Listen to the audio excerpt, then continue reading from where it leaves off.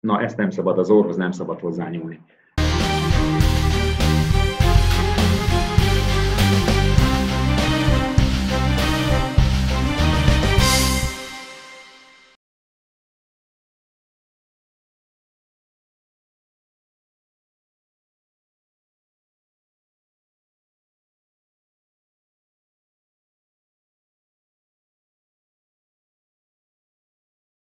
Alapvetően két típusú teszt van. Az egyik teszt az konkrétan a vírust tudja kimutatni egy technikával, a másik pedig a vírusra kialakuló immunreakciónak az ellenanyagait, azt az antitestet tudja kimutatni. Én amennyire tudom, 2 teszt kell. Le kell venni a betegnek az orr, illetve garat törletéből, meg kell vizsgálni az anyagot, és hogyha negatív, akkor 48 óra után ismét ezt meg kell ismételni, és hogyha negatív az is, akkor a beteg koronavírus szempontjából nem fertőzött. Fals pozitív dolgot azt nem tudnék elképzelni. Fals negatívot ott mintavételi technika lehet, hogyha ezt a PCR-os verziót csináljuk. Hát ennek a száma, meg a előfordulási valószínűsége az, hogyha jól végezzük a mintavételt, akkor azért ez is minimálisan csökkenthető, de valóban elvileg lehet fals negatív minta, hogyha ezt a orr meg garattörletet végezzük, hogyha viszont vérből vesszük, akkor ott ez minimális a fals pozitivitás, illetve negativitásnak az előfordulása. Rengeteg beteg már, amit az elején is mondtam, hogy már egy picit kapar a torka, meg fáj a feje, hát oltárra be tud szegény pánikolni, ami teljesen érthető, mert alapvetően hát a csapból is szinte ez folyik, és azért lelkileg megnyugtató, hogyha mondjuk negatív, akkor egy kicsit el tud lazulni, akkor már ugye a lelki béke nyugodtabb, és akkor mondjuk esetleg a későbbiekben, ha mégis megfertőződne, akkor jobban le tudja nyomni ezt a megbetegedést, mert gondol arra, hogy múltkor is ilyen tünetem volt, és negatív volt, akkor nem baj, ez is ugyanolyan történet lesz, és akkor lelki egyensúly, immunrendszer jobban működik, és akkor könnyen ellenállóbb a páciens. Tehát ilyen szempontból véleményem szerint azért a negatív tesztnek is van jelentősége, de valóban orvosszakmailag tekintettel, hogy a terápia az úgyis az, hogy most éppen tüdőgyulladás, mekkora mértékű, milyenek a tünetek, az alapján történik. Orvos szakmailag inkább a információja talán inkább a pozitív tesztnek van, de még egyszer mondom, a teszt az önmagában nem gyógyít, de információt szolgáltat arról valóban, hogy ez a személy, hogyha hazamegy, akkor otthon azért felelősségteljesebben, meg a környezetében felelősségteljesebben viselkedjen.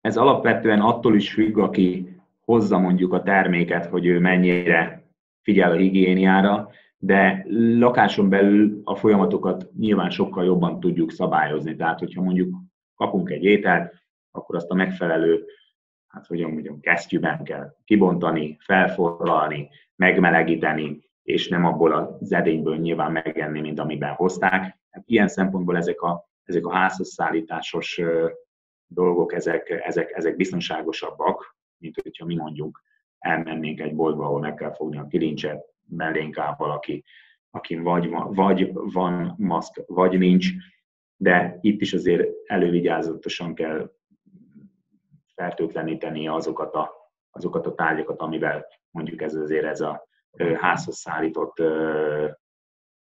étel, vagy bármi kapcsolatba kerül.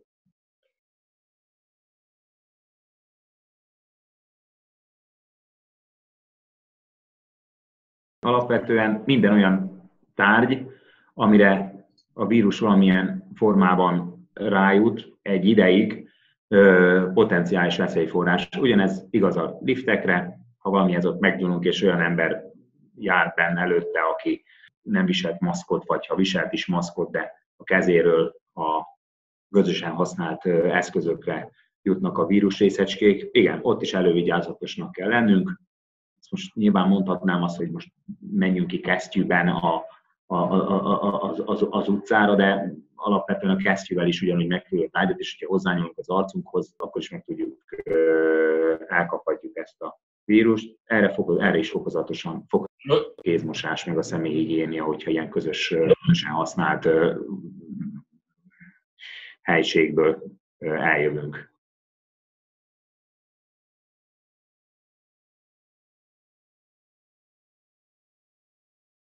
Számot azért nem mondanék, de biztos, hogy többszöröse a valóban koronavírus fertőzésben szenvedő vagy szenvedettek száma, mint ami az igazolt. Szerintem erre a későbbiekben is maximum valami matematikai módszerrel lehet megmondani, hogy most mennyi volt valójában. Itt a tüneteket, hangsúlyozom még egyszer, tüneteket, meg az állapotot kell megfelelően értékelni, és annak megfelelően kell a választó gyógymódot meghatározni. A vírusfertőzést megkapott embereknek a jelentős százaléka az ilyen 80 fölötti, már 80% fölötti, aki relatív komolyabb tünetek nélkül le fogja nyomni ezt a vírusfertőzést. De úgy kell viselkedni valóban, mint hogyha azok lennénk, hogyha felelősen akarunk eljárni. De azért itt a teszteknek a száma, meg annak a matematikája, tehát azért egy teszt, az ilyen, azt hiszem az egyik típusú az ilyen 20-25 per darab, már 20-25 ezer forint per darab, a másik talán annál is több. Nyilván az emberélet az nagyon fontos, de nem a teszt az, ami meggyógyítja a beteget.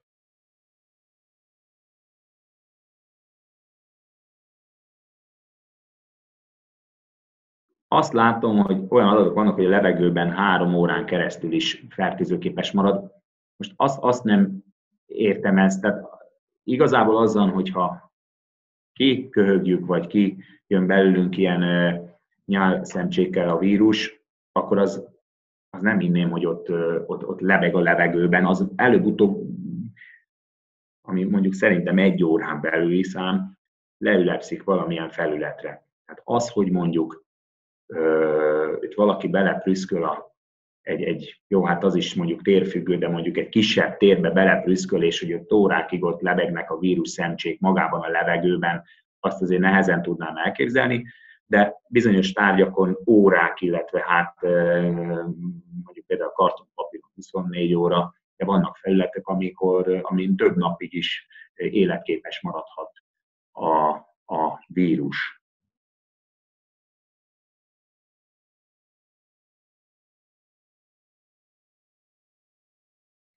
Hát mondjuk én a magam példáján, hogy mi a feleségem otthon ő süti a kenyeret, tehát nem nagyon leszünk olyan, tehát ilyen békárok, hát azt hogy egyébként sem. De az egyéb termékek, hát most mondanám azt, hogy próbálj meg mindenki olyan helyről saját kiskert, de hát ugye a városi embernek hát ilyet nem lehet mondani.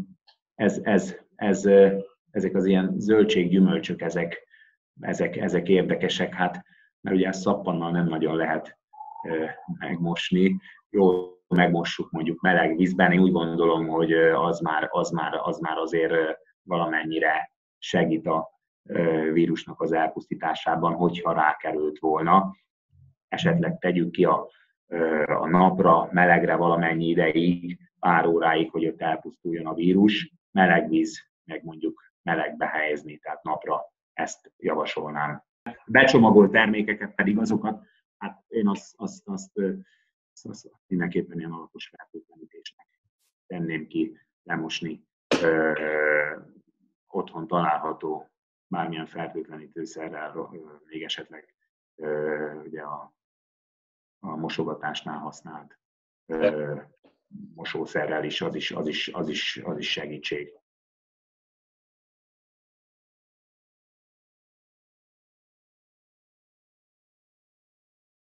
Az közel sem 100%, hogy ezt ugye mindenki meg fogja kapni, de az biztos, hogy ez a vírus ez valamilyen szinten már az életünk része marad.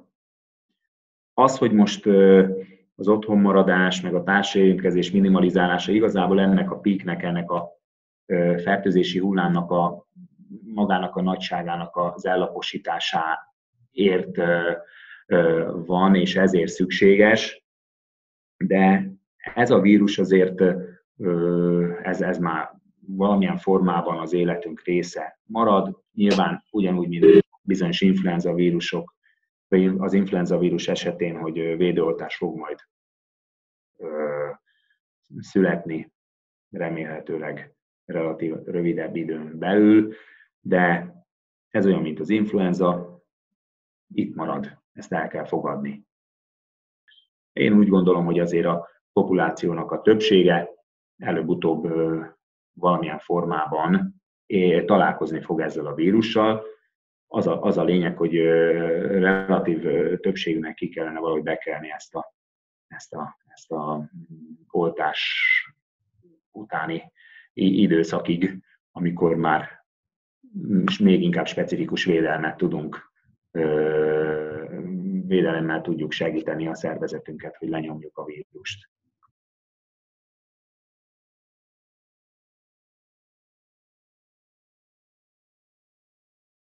Maszk, gumikesztyű, sok fertőtlenítés. Én most nem azt mondom, hogy csúszlival lőjük be a pizza szeletet a szobába, de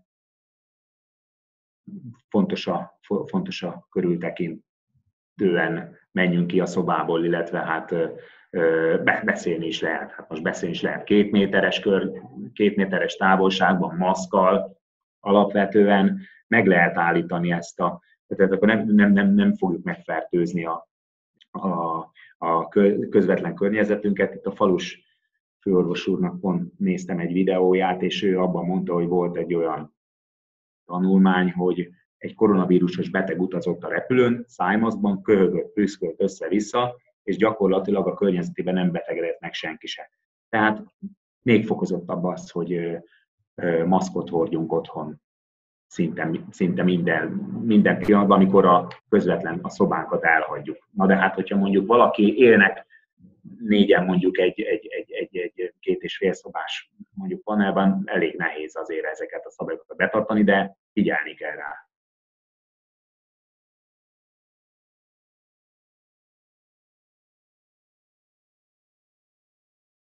Ez egy nagyon fontos kérdés, mert az egészségügyben mindenkinek megvan a maga feladata.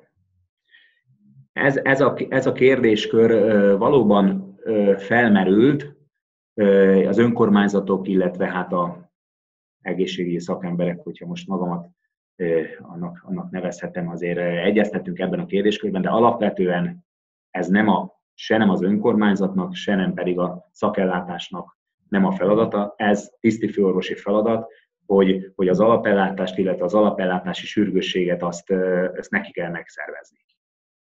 Alapellátással egyetemben, illetve hát velük nyilván kommunikálva.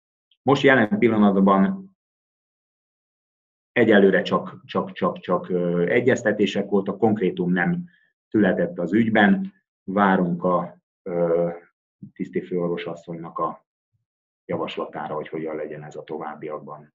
Nagyon sok kérdés van, hogy hol lesz, milyen munkabeosztásban dolgoznának benne az alapellátó kollégák.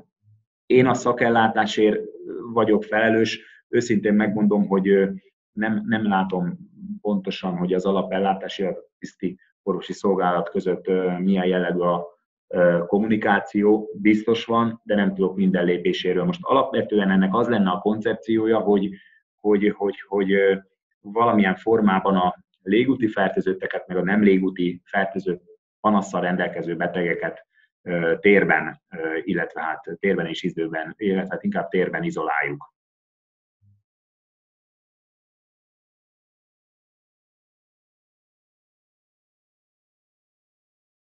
Én velük, mint szakrendelő vezetője, hát kollegális kapcsolatban vagyok. Most Azt tudom, hogy az nagyjából 52 házi orvosból kb. 22 az, aki 65 évnél idősebb. Ők döntően telefonos, illetve online konzultációkat tartanak, és praxis közösségenként minden egyes rendelési blogban van az a kollega vagy kolléganő, aki fizikálisan, hogyha sürgősnek ítélik meg a telefonos egyeztetést követően a beteget, megvizsgálja. Tehát helyettesítésekkel oldják meg, illetve hát a praxis közösségenként van egy doktor, aki, hogyha úgy van, akkor megvizsgálja konkrétan a beteget. Én inkább most orvosként válaszolnék, hogy minden egyes kis betegnek maga kis problémája az az ő életének a legnagyobb megoldandó kérdése. Tehát most az, hogyha valakinek fáj egy picit, itt valami bütyök, akkor az nem szabad megérinteni az orrot, mindenkinek a figyelmét erre felhívnám.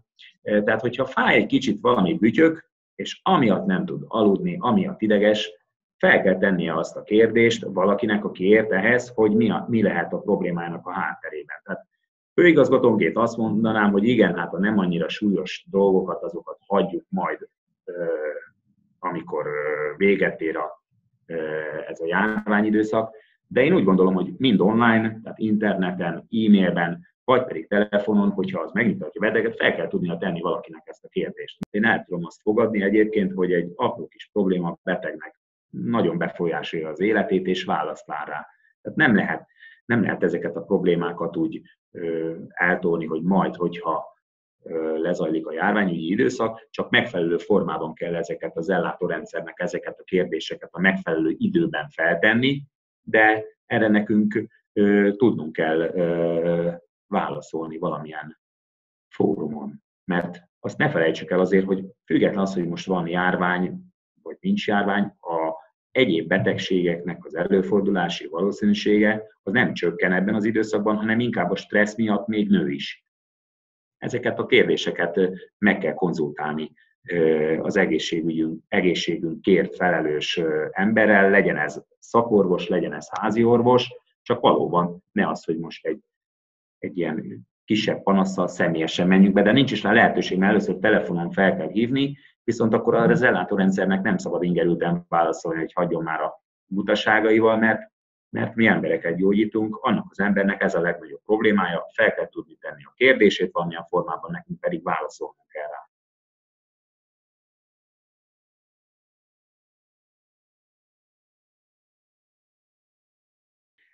Úgy változott meg a működésünk, illetve a háziorvos kollégáknak a működése, hogy elsőlegesen telefonos vagy internetes megközelítése van a rendszernek, és amennyiben a szakember úgy dönti, hogy sürgős a panasz, akkor egyrészt a háziorvos kollega ad egy sürgős beutalót, vagy beszkenneli a betegnek, tehát azt is elfogadjuk, ha lefotózza a kollega, és úgy küldi a beteggel, azt is elfogadjuk, és akkor a úgymond sürgős betegellátást zajlik mind a háziorvosi, mind pedig a szakorvosi ellátásban. De azt azért hadd mondjam el, hogy én az elmúlt 2 hétben derékfájdalom hátterében körülbelül 2 betegnél találtam azt, hogy esetleg valami komolyabb tumor van.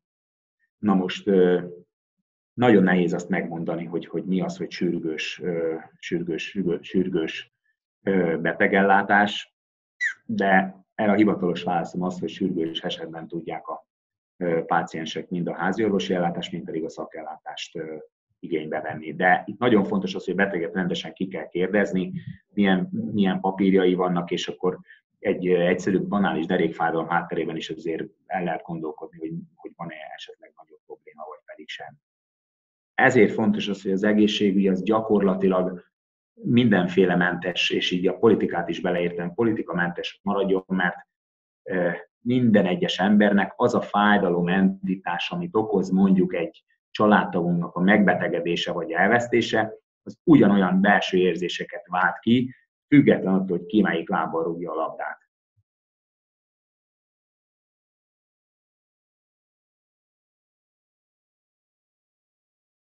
Igen, én azt tudom mondani, hogy igen, mindenhonnan megkapjuk a megfelelő segítséget, önkormányzattól, központi szervektől, illetve hát mi is vásárolunk jelentős mennyiségben, és hozzá is tudunk azért alapvetően jutni a szükséges mennyiséghez. Tehát én úgy gondolom, hogy az egyéb ilyen jellegű kritikai megnyilvánulás az nem teljes mértékben helytálló. Valóban egyébként vannak problémák a beszerzésről, tehát erről nem az van, hogy most kimegyek, és akkor a korábbi 3-4-5 forintért tudok mondjuk egy sebészi maszkot venni, hanem most butaságot nem akarok mondani, hogy szerintem ez ilyen